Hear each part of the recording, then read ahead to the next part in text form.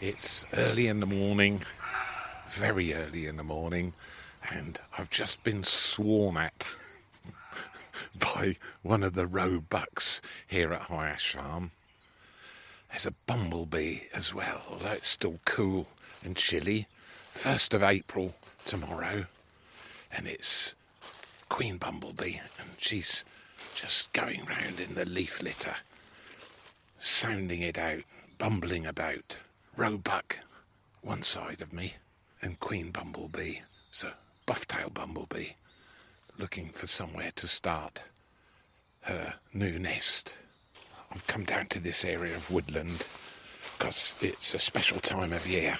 Still lots of leaves on the ground.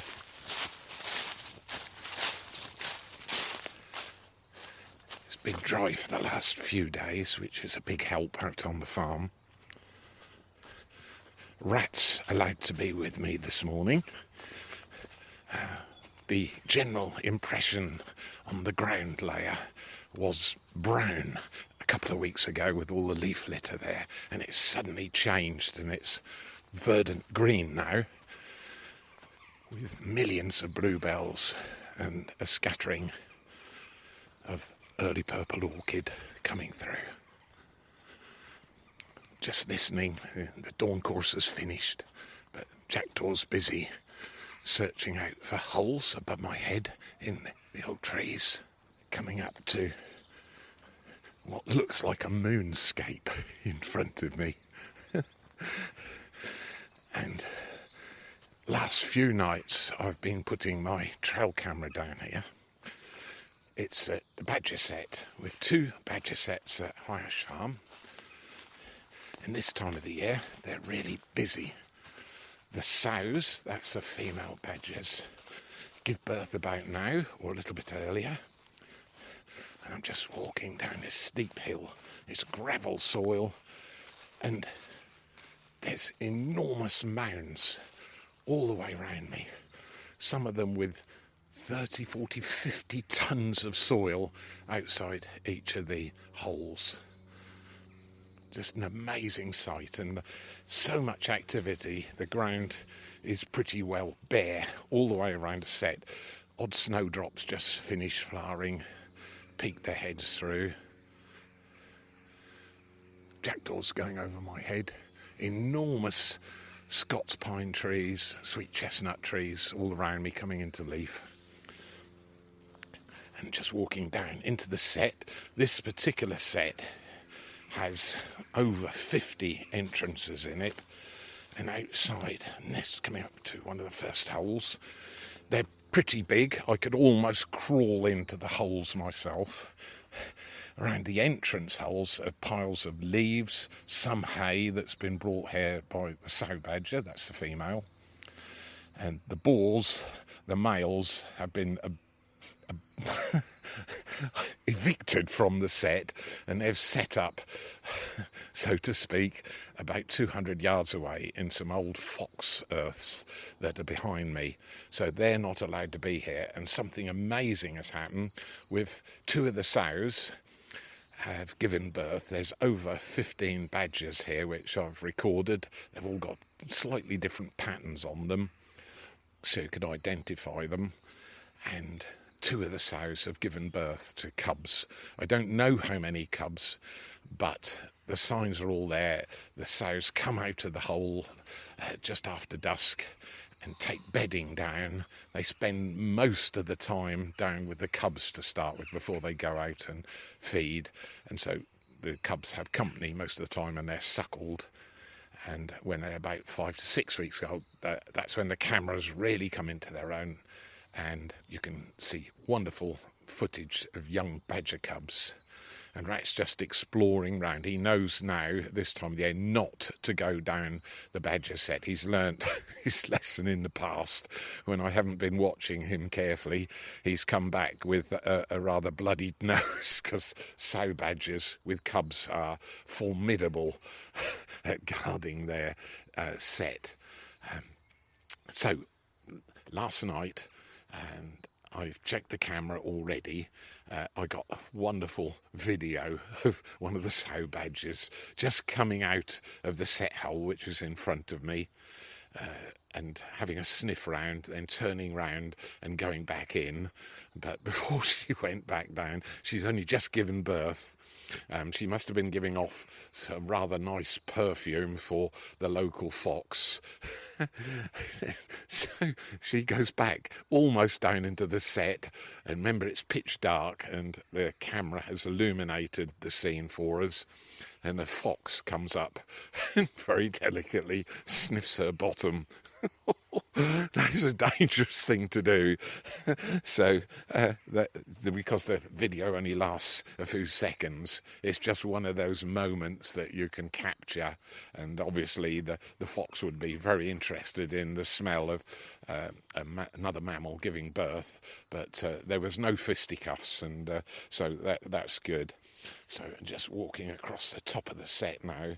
It's been here since I was a child, so it's one of the highlights of wildlife. Remember, badgers are mammals just like us, and they have every right to be here, but they've made this their home, and it is monumental.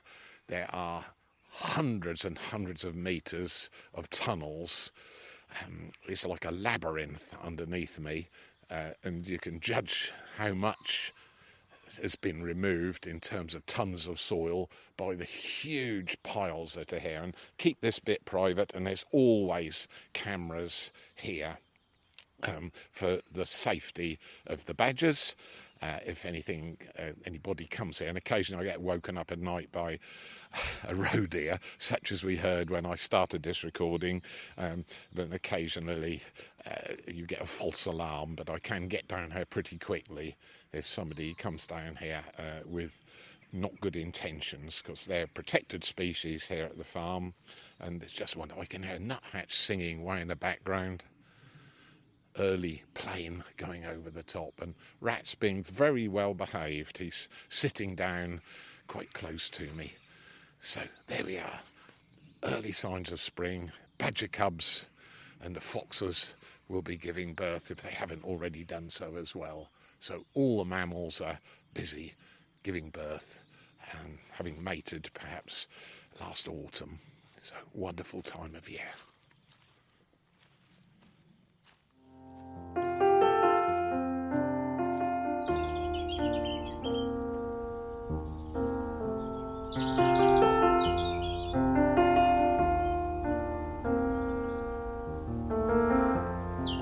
Chris Skinner's Countryside Podcast with Matthew Gudgeon.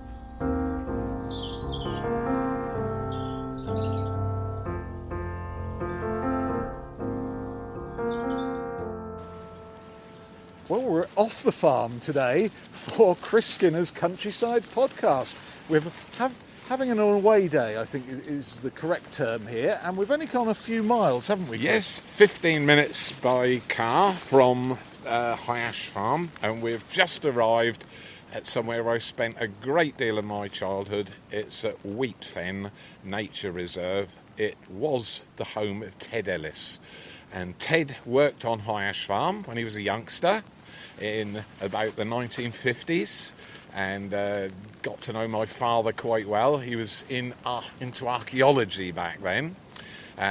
Great deal of family history between the two families. Ted was born 1909, same year as my father. Phyllis, his wife, was born 1913, same year as my mother. My mum's second name was also Phyllis. So, well, Ted Ellis was a renowned broadcaster, radio and TV. Yes. He's a legend in Norfolk wildlife circles, and he founded where we are today, the Wheatfen Nature Reserve, Yes. and we're the guests, I've got to say, of two people here who have just handed us life jackets, so I think we're going afloat. Rebecca and Will, hi there. Hello, thank you for coming. Nothing to worry about with a boat. There's just one small hole in it that takes about 5 hours to get an inch of water, so we're perfectly safe. That's not reassuring, Rebecca. Well, you should hear some of the other boat stories that we've had at Wheatfen, so yeah. Fun and games as always. Yeah. I hope you're good at bailing, Chris. Yes, only putting the tops back on cricket stumps, that's all. That's called bailing. Oh. Yes. Well, let's go down to the river, shall we? Yes, brilliant. Now, this is for people who are looking on their maps, and there are people all around the world listening. The River Yare, which is Norwich out to Yarmouth, isn't Straight it? through the Yarmouth. Yes, it's a tidal river, but largely fresh water. Of course, with climate change, one of the big concerns is salt surges, which could have drastic effects on fish populations, aquatic invertebrates. But for the moment, water quality reasonably good, and we're going to trundle down the dike system here onto Wheatfen Broad, and hopefully see lots of wildlife. Oh, let's go. There's more water falling from the skies at the moment. Off we go. Excellent. Yeah, I'm really excited about this. So it's a real thrill and a treat, because there's nothing like this at High Ash Farm, only a few miles away, and it just shows you how quickly different habitats change. So we're sort of on the edge of Broadland here, to give you an idea. The Norfolk Broads, hand dug for peat centuries ago, and now it's just a magical environment.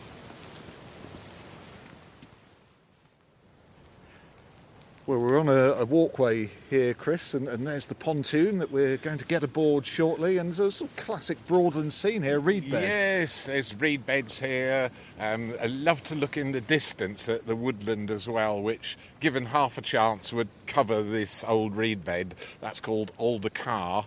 I think it's Britain's only native conifer that isn't an evergreen, because the larch, which is a deciduous conifer, that's an introduced species.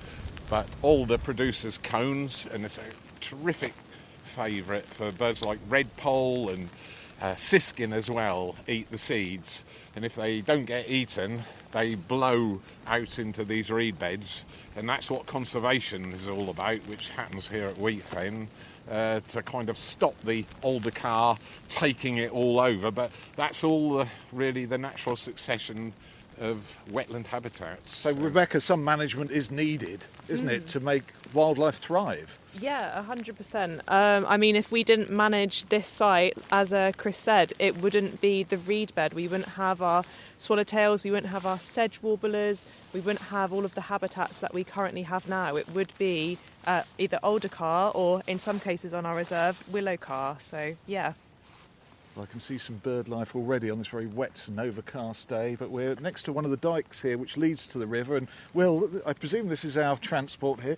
This is indeed. This is our trusty metal workboat, and we use it for all sorts of jobs. Recently we've been ferrying lots of boardwalk materials round via Rockland Broad along the river up to our northern side of the reserve. Access on the footpaths is very wet at the moment, so it's handy to have a solid boat to get stuff round. Where's the roof? The roof. We're hardy Norfolk souls, we're all right. I should think so. Speak for yourself. Put some colour in your cheeks, Matthew. All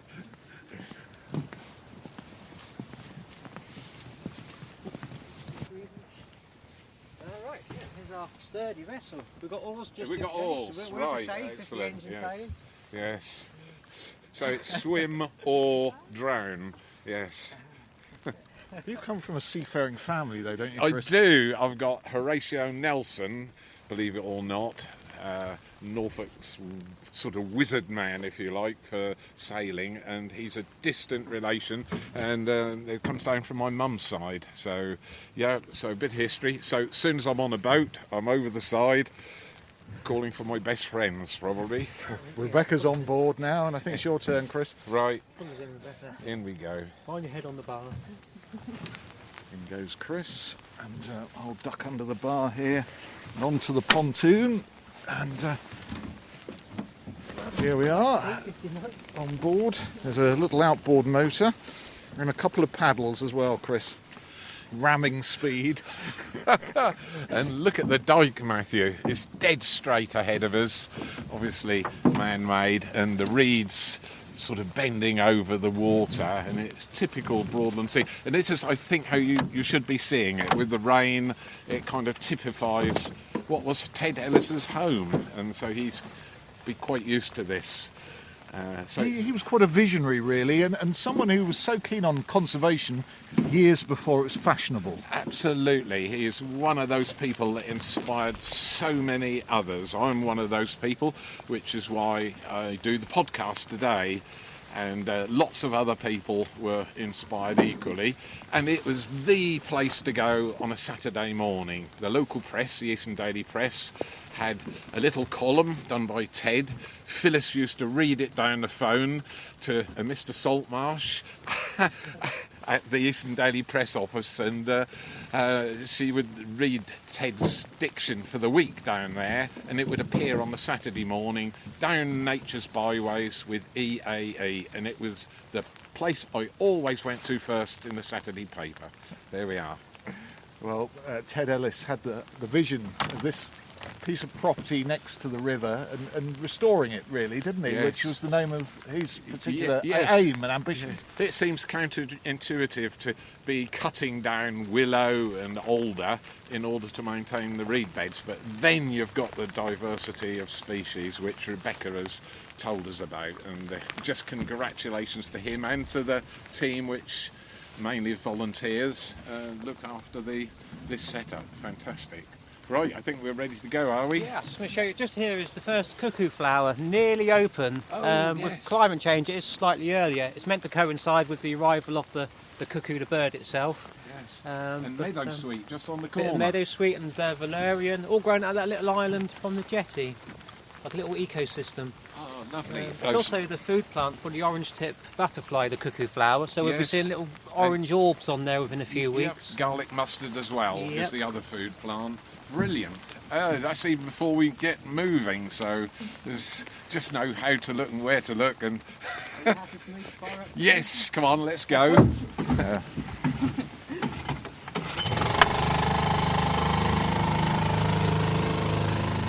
And we're underway. What sort of bird life are we expecting to see this afternoon, do you think, Rebecca? Oh, well, we've got the chiffchaffs, they've now started moving in, and blackcaps as well. One of our volunteers just yesterday saw our first swallow of the year, so I don't know if we'll see them today, maybe not in the rain. Recently, over the last few weeks, our skies have just been filled to the brim with the calls and sky dances of marsh harriers.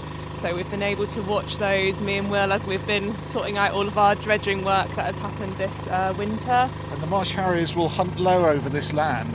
Yes, yeah, so they'll probably be like gliding up in the sky and then just zoom down over the reed bed if they've seen something, making like their mating calls at the moment, which is quite nice to hear because over the winter they've been quite silent and now you can start to hear them with their vocal calls. They're kind of a bit like a cat almost, some people might say. They've made quite a comeback, haven't they, Chris, the marsh harrier? Yes, really good, because if you have the habitat for a particular creature or bird, insect, small mammal, then the whole kind of ecosystem puts itself back in. That's what you call biodiversity, where you have a whole selection of different species feeding all down the food chain. I suppose top of the predator list here would be an otter that's on the fish, and if you've got swan mussels in the riverbed, it will take those out.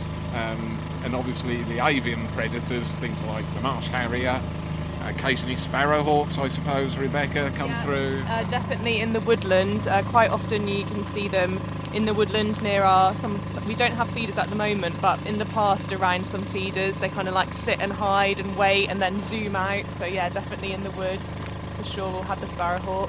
And Chris mentioned otters. Yes. Do you see many of them here? Yes, yeah, we do. So they often come in all of our dikes, all the way around our reserve. We normally see them in us with a good sign of them is the sprate that they leave behind, which has like a rosary smell, and you can look through that and see all the fish that they've been eating. A few weeks ago I actually saw one in our pond, and it walked right in front of me about a metre away from me and went and hid under our hide, the thatch. So yeah. Oh, that's quite a thrill, isn't it? It is. I mean, otters are coming back to some degree, but still rare. Yes, they are. We have them at the farm. We've created a water habitat, and last year I managed to have the trail cam on the edge of the area of water, and I got the otter, the female, with 3 cubs playing. Oh, that was just delightful to see. But quick question, has Will been on the beer at lunchtime? Did you notice we just went into the bank just then? No. He can't hear us because of the Fortunately. engine. But it's very windy and very wet, and this channel is about 10 foot wide, maybe a bit more, and it's leading into another channel, which eventually, I suppose, goes into the River Yare. But this is so important, this sort of habitat, isn't it? Yes, yeah. So we're now coming up to our, we call it the Fen Channel. It's the kind of the main channel that runs through Wheat Fen. So if we go to the left, we'll come up to our Penguin Dyke, which is named that because there was a penguin wherry that was stationed there during the war, which got bombed apparently, and that's why it's called Penguin Dyke. And we're going to head now into our Wheat Fen Broad, which eventually going through there and then into Rockland Broad we'll get to the Yare. This is an amazing habitat. It's absolutely great that we can have such amazing waterways at Wheat Fen. We've seen lots of fish in there recently, like roach and rudd and perch. Last year there was thick-lipped grey mullet in there. And there's always teal and gudgeon. Gudgeon? Yes. There's a surprise. Do you know what? I was just thinking as we've gone through this, we're only a few miles from the city of Norwich, and looking where we are now, it just feels like we could be anywhere in the world. It's just another world, isn't it? It's beautiful. Absolutely stunning. Yeah, that's one of the things that so many visitors say about Wheat Fen, that they just describe it as a complete magical wilderness. You're so close to nature. It's like Chris said, it's hard to believe that we're so close to Norwich. It does not feel like that at all. It does feel like you could be anywhere else in the world away from an urban environment. It is truly magical at Wheat Fen for sure. This weather isn't, though. It is really blowing a hoolie and very wet indeed, Chris. It is. The boat's having things you get me into. The boat's having a job to head into the wind. But look at this. We're just coming onto the Broad now. Surlingham Broad here. And two mute swans. And beautiful. Right beside us. A cob and a pen. Well, Chris, here we are on quite a small body of water, yes. But it's the classic Broad sort of environment, isn't it? Yes, this is about 1 hectare, I suppose, in size, about 2.5 acres of water. But you have the feeling that it's much bigger because it's open habitat around the water. And remember, the water actually goes into the reed beds as well, so the water area is much bigger. Perfect for water voles, sedge warblers, reed warblers. You've got a whole variety of habitats in one. In fact, there's more biodiversity here than there is in prime agricultural High Ash Farm, which has looked after for wildlife. But I thought the wind was blowing so strongly just then, it'd have been quicker for me to get out and walk. But how deep's the water, Rebecca, here? Well, we're now coming up to the deepest part of the Broad, called Deep Waters. That's about 18 foot deep there. So recently, a few years ago, maybe 5 years ago, the Broad that we're currently on was completely dredged. Will might know the facts in terms of how much mud got pumped out. We're talking about the dredging, Will, here. How much mud was taken out? In the two Broads here, it was 6,000 cubic metres of silt pumped out. That was through 30 years of succession. Unfortunately, a lot of it is agricultural runoff. It's topsoil. It's getting washed down with various ploughing techniques that honestly doesn't do the farmers any favours. They want their topsoil, they want their nutrients, and again, it's a succession. If we left it, this Broad would eventually be hover, which is quite a dicey habitat to walk across. The whole world feels like it's moving up and down, and then reed beds, and then car woodland again. We got a grant from Natural England under our stewardship scheme to pump the Broads to maintain this wonderful habitat, where we hopefully might see some kingfishers and otters just round the corner. Well, I'd love to see a kingfisher. There'd be a splash of colour. And I suppose the point is, Chris, we've gone from extremes, haven't we? We've had one of the worst droughts on record, followed by that very wet period. Yes, it played havoc with the farm and farming right across the east of England, and particularly down in the southern part of the UK, the Somerset Levels, and indeed more locally the Fen district. And fens were areas like this. They were completely disvalued centuries ago, but it was only because of what a group of people called the Fen Tigers who managed the fens for sedge cutting and reed cutting, and of course the Broads were dug for peat as well.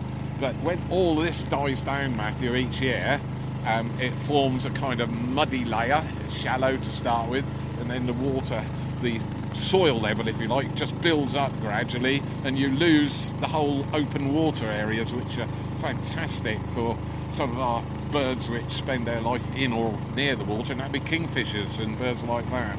And we're just coming out to a larger body of water now, with the rain still coming down. Yes. A reminder that this week's Chris Skinner podcast is coming to you from the Norfolk Broads. We're only a few miles outside Norwich, but it's a lovely place this.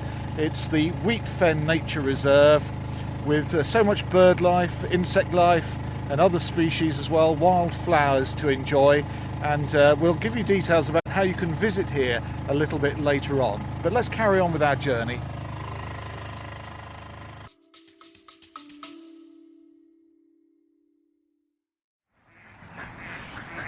The ducks at High Ash Farm going in to roost for an evening. Hey everyone, it's Matthew here, and if you've been enjoying our countryside podcasts, we've got a small favour to ask. Yes, Matthew. What we're going to do is to ask for a small donation to help run the podcast, and any surplus goes for conservation at High Ash Farm here. And so it's really important. We'd both love to keep the podcast going, and that duck agrees with me, I think.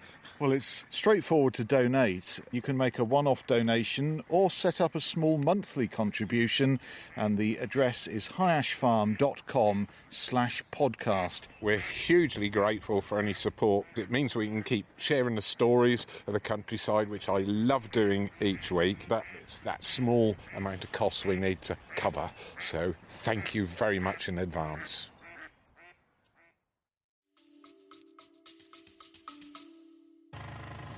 The willow is producing its pollen at the moment, Matthew. There's some bright yellow, sort of what some people call goat willow, but there's lots of different species of willow in the UK, and it's got its feet right in the water and producing pollen. And the pollen, because it comes into flower so early with that nutritious pollen, is fantastic for our overwintered bumblebees, the queen bumbles, which come out now. And Rebecca's made me incredibly jealous already because she's seen the first swallow. So we start having the insects flying about, and that brings in the migratory birds as well to feed on the insects. Things like chiffchaff, which I've just heard one at the farm, but have yet to see my first swallow of the year. As we're nearly in April now, Chris, we're getting greenery now, aren't we? Yes, the look, seasons are turning. Yes, the old willow here leaning right over the water, nearly closed the dike in front of us. It just looks equatorial, as though we're in somewhere like Senegal. Like a mangrove swamp. Exactly what it looks like. You don't have black mambas here, do you? Well, we've got grass snakes, but no, not black That's mambas. the important thing, isn't it, to say that actually amphibians are thriving, but also reptiles as well. We've got our own homegrown versions of these rather exotic creatures. So me and Will had a really lovely experience along Home Dyke. Just the other day we saw our first grass snake swimming through Home Dyke. So you'd think that our reptiles maybe don't go in the water, but they do. So we have our grass snakes here. They're one of the UK's only snake that actually lays eggs. All the other snakes are live bearing. So yeah. Magpie's nest there in the willow. Is that magpie? Magpie nest, Will? It doesn't look like it. Does look like it. Not far above the water, but well protected by Yes. all this. Yes, it's round, so that's what I guess.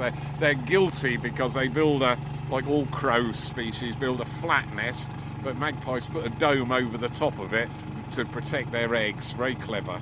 we often talk about the encroachment of roads and building of homes that is compartmentalising the countryside. It is. That's why places like Wheatfen and many of the places managed by the Norfolk Wildlife Trust as well, they're absolutely crucial, and it puts people in touch with nature, and that's missing in so many people's lives today.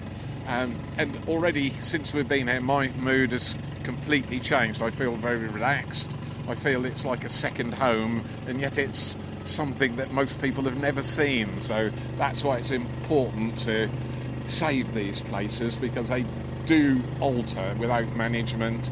They can change in a decade, 10 years. This would be unrecognisable unless it's managed properly. So the work done by Wheatfen, the volunteers here, is absolutely crucial.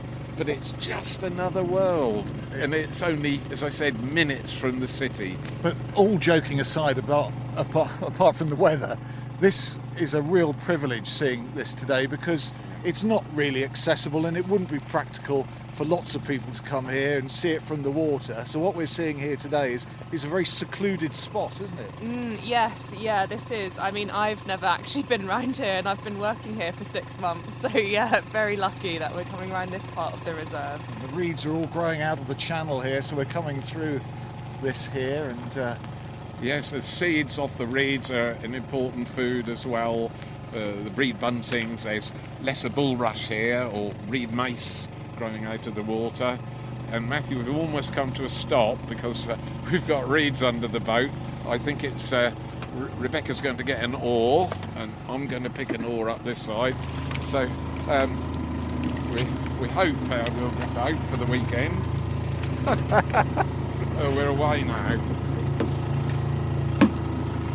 Chris is paddling his own canoe. You've done that before, haven't you? Oh yes, yes. And can you see the alder in the background, which would love to take this over? You can see it's got a black impression when you look at it, and they're the cones still on the trees. So it's perfect seed source for those birds I mentioned, redpoll, just small brownish birds, but with a pink top on the head, particularly this time of the year with the male. And then a siskin as well, looks rather like a smaller version of a greenfinch, but a pair of moot swans in front. So we might need the oars for a completely different reason in a minute. They look quite chilled to me, Yes, those I think swans. so.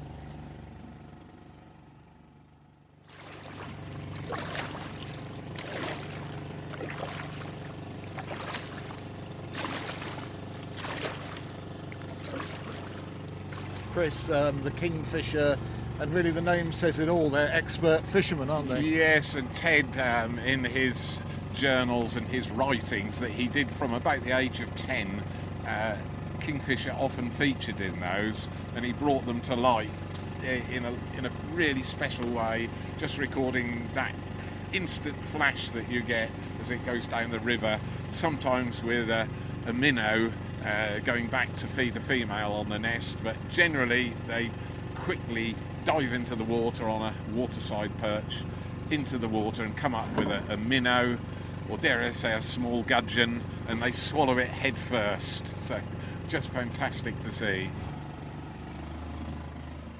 Pike, to me, that's a quintessential Broads, Of course. very exciting species. Absolutely, yes. It used to petrify me as a youngster. I spent my entire childhood, if not walking about bird nesting, I was fishing beside the River Tass, and pike would be lurking in the shallows on the edge, and suddenly they'd explode, go through the water and catch a dace or a small roach. Well, it's so pleasant, even on a rather wet day, to be here on the Norfolk Broads, Yes. and not in the middle of a large broad, as you may do when you're on holiday or on one of the rivers, but on one of the side tributaries and in amongst the reeds, and Yes. seeing the real Broadland. Absolutely, and the water level comes up and down here depending on the tide back at Yarmouth or Yarmouth, because we're right next to the River Yare, and it's Yarmouth, the mouth of the River Yare, only a few miles away, and we're close to sea level here, which is why the water goes up and down. There's very little fall from here to the North Sea, so the water is static a lot of the time. But the reed beds just fascinate me. It's just a completely different feel in the environment to the one I'm used to, with the black alder trees in the distance there, silhouetted against the grey sky. It's just symbolic of Broadland, and the bit that Ted fell in love with and captivated him for the rest of his life. Well, there's the long straight channel back to the Staithe, and that's the way we're heading now, so let's carry on enjoying this Broadland scene. Beautiful.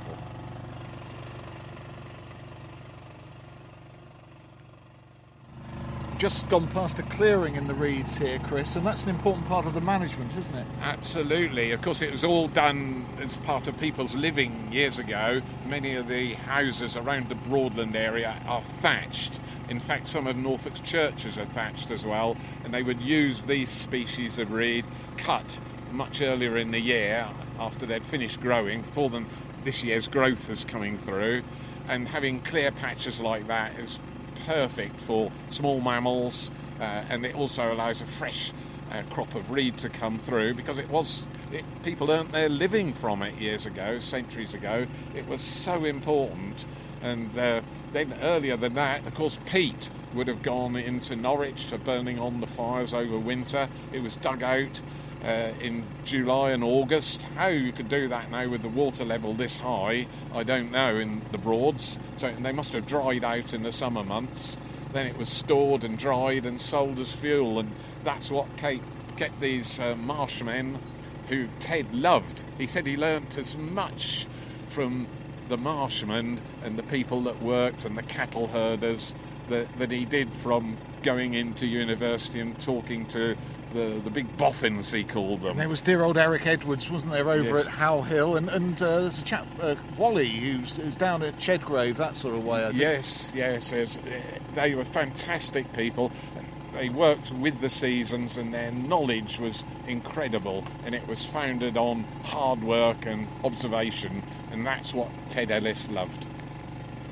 Well, we're coming up to the mooring point here, and Will, you saw a kingfisher earlier today, not for me sadly, but another thing I was looking out for, maybe it was evidence of water rats. Yes, we're very lucky. You have them here, do you? We do, and very recently there's been papers published to say the mink has been eradicated from Norfolk, which is a North American species, sadly released in the Broads, and they decimated the water vole stocks. Now the water voles are thriving, they've come back, and we regularly see them swim in the dikes. Interestingly, the other day we watched a stoat swimming up this dike here, chasing the water voles. Which is more of a natural predation. Obviously, natural predation is fine. There's a balance there, but when these invasives are released, they do a lot of damage. And thankfully, the mink has been eradicated. Do you see your crew here, Rebecca and Chris? They're Able-bodied crew, perhaps. They're getting us moored in. There's a fair amount of water in the bottom of this vessel. I don't like to mention I did say there's a slow leak. I wasn't joking. Chris, you're holding on to the dry land there. Yes, I'm a bit uncertain about your sea legs, Matthew. Yes. Anyway. Well, I've got to say, Will, that was absolutely terrific. We really enjoyed that, didn't we? Absolutely. It's just another world, and I've got a huge smile on my face, and just I can't explain it. It just gives you a very special feeling inside to leave the busy world behind. I'm close to the city, of course, and it's just another world here. The Norfolk Broads, Broadland, and there are a lot of opportunities to see wildlife, but this is one of the most special. It was Ted Ellis's vision, the great broadcaster and writer, great naturalist, and Will, people can come visit here all the year round, can't they? Yes, we open 7 days a week, sunrise until sunset, and there's no charge. Of course, we love a donation, always very welcome, but I think we're quite unique. We don't charge. In the spirit of Ted's legacy, everyone is welcome. And you have volunteers as well, don't you? Yes, we rely very heavily on the volunteers. I can't take much credit. They do phenomenal amounts of work, and we have 40 plus volunteers, all ages and backgrounds. Some have been coming here longer than I've been alive, helping out with the fed management. They also undertake ecological surveys, they help out with events, and we couldn't run without them. It's wheat fen. You'll find it at Surlingham, which is a few miles to the east of Norwich.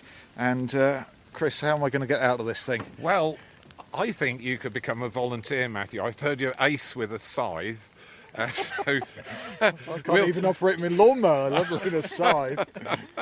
oh, thank you, Will. That was inspirational. Thank you, Rebecca. That's okay, thank you. It's been lovely to have you guys here, and just, everyone come to Wheatfen because it is magical. It's truly, truly magical here. It's a special place. Even in the rain.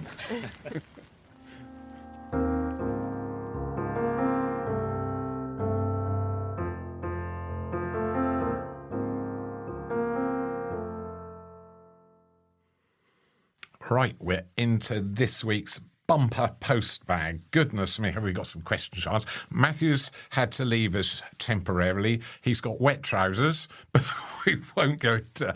We both are absolutely soaked after our boat trip. But anyway, here I am with some of this week's questions. The first one is from Melanie Griffiths, and she lives in Alderney. She's got quite a large pond in her garden, and last year, around about mid-April, it turned bright pink, and she was a little bit worried about it. It looked like a scum over the top of the water, but it isn't. It's doing the same thing this year, and she sent me a wonderful photograph of the pond, and it's a water fern that you've got growing on the top. If you pulled one of the little sort of pinkish plants up, you'd find long roots just going down into the water, not into the soil or the mud underneath at the bottom of the lake.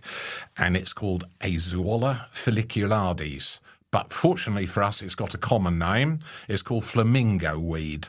And there you are, that's what you've got. And it's brilliant because you've got a very up-to-date pink pond in your garden, so well done. Next question is from Melanie Banham. Good morning, she says. When my father died 18 years ago, this piece of wood was going to be put out.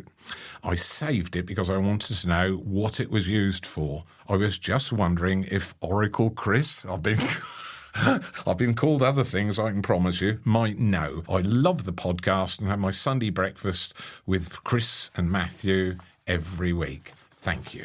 You are so lucky because I have found the very piece of wood. The machine's called a Smythe Suffolk Corn and Manure Drill, and it's made by Ransoms, and it's from about 1840 to 1909. It was horse-drawn. And illustrated, the picture I've sent off is the hopper of the drill is open, and there's a vertical seed selector's wheel, and you can change the speed because it's land wheel driven, and so it's a variable seed rate. The front hopper is for fertilizer and contains a plate, which is horizontal, and a flicker, which is vertical, just over the plate. Your wood is a flicker. It's one of 3 sets supplied with the drill, holding different number of pegs to vary the rate. It's made of elm wood, and it's beautifully made. So thank you for that. And what about that? Solved that mystery. Next one's from Johnny in Norwich. Listening to last week's podcast on counting hares, with the hares sprinting away as you frantically attempted to count them, got me wondering about the speed of wildlife on the farm. What are the fastest animals? What are their top speeds? And why have they evolved to be so fast? And does Rat the Terrier, my terrible rat, feature in the top fastest animals on the farm? Well, he thinks he's pretty quick, which is really amusing. But without doubt, the fastest animal would be the peregrine falcon, which nest on Norwich Cathedral. They've got incredible eyesight, and their favourite meal is to come out to High Ash Farm, which is just a moment's flight away. It's within sight. The farm's within sight of Norwich Cathedral, and wood pigeons. And when they stoop to catch a pigeon, it's the fastest bird that you could ever imagine to see. And every animal has a really fast speed depending on its size. Bumblebees, for example, fly off at a huge rate of knots. Their wing beat is about 120 wing beats, wait for it, a second. Honeybees, 240 wing beats a second.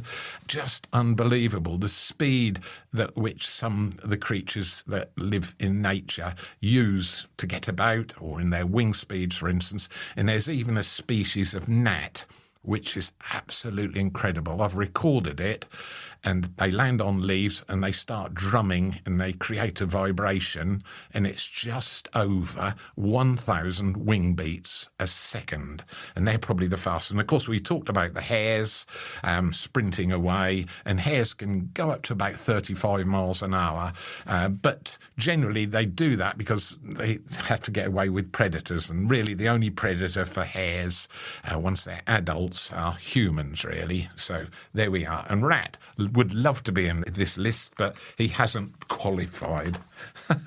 Right, next question is from Claire Dimon. Hi Chris, I look forward to listening to your podcast every week. I just thought I would comment on the question from a listener this week about nest box protection. I had a similar experience when I had a great spotted woodpecker enlarge the entrance hole of my blue-tit nest box and predated the babies inside, which was very distressing. So I found a 3-inch square metal plate with the right size hole already cut, screwed it onto the front of the blue-tit box. Then the woodpecker tried to enlarge the ventilation holes at the side of the box, so I cut out a plate from an old biscuit tin and screwed that onto the box. I hope the new blue-tit family can now be raised in peace. Stay well and best wishes, Claire. Right, thank you for that. It's a good idea, and I suggested a very large diameter washer with just the right size hole in it, depending on the bird species using the nest box. Next question's from Ian Smith, and it says, I have been interested in trees all my life since I was knee-high to a grasshopper. This week you mentioned flowers on trees. I was interested in the tulip tree and always thought it was its name due to the shape of its leaves until last year when I saw it in flower while in Uzbekistan. Does it flower in the UK? And the answer is yes, it does. You need a good hot summer like we had last year. It's an introduced species, so it's not a British native. It was called poplar tree when it was first introduced, and if you look at the leaves, they're like maple leaves. They've got 4 very distinct points on the leaves, and it can get to 35 meters tall, which is well over 100 feet, and it's called a tulip tree because of the shape of the flowers. Very, very exotic when you see them in full flower. Good. Yet another question, goodness me. It's from Stephen Alga. Morning Chris and Matthew. Spring has officially sprung in Achill, as today I heard my first chiff-chaff of the year. There we are. And I've heard them as well, but I'm waiting on tent hooks for the first swallows to arrive at any moment at High Ash Farm, usually about the first week in April. So the week ahead, I'm going down to the old stables every night with a torch and seeing who's come first.